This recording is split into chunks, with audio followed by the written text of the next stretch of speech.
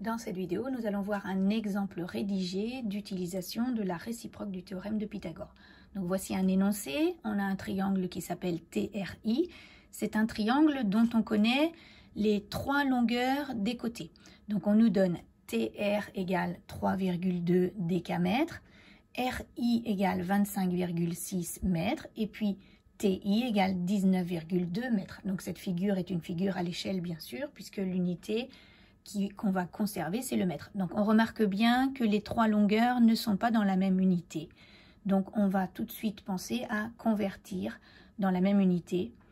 Et on observe que l'unité principale, celle qu'on va garder, c'est le mètre. On aurait pu tout décider de mettre en décamètre, mais comme il y en a déjà deux qui sont en mètre, on choisit le mètre.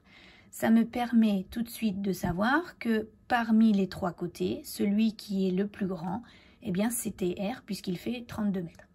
À partir de là, je vais séparer mes calculs. Donc, d'une part, je vais calculer le grand côté au carré. Le grand côté, c'est TR. Donc, j'écris bien avec les lettres de la figure TR au carré. TR au carré, c'est 32 au carré.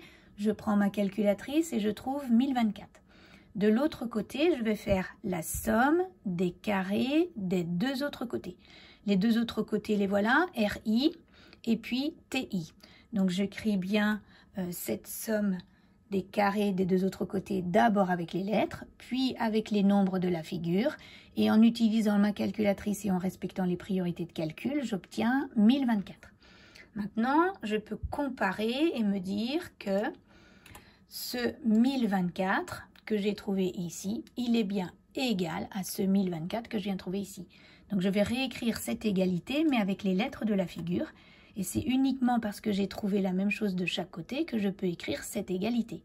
Donc j'ai TR au carré qui est égal à RI carré plus TI carré. Eh bien cette égalité-là va me permettre de choisir le nom du bon théorème.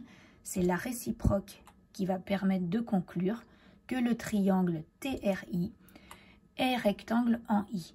Donc bien sûr, on pourrait se dire qu'on prend son équerre et on vérifie sur le dessin, oui, il y a un angle droit.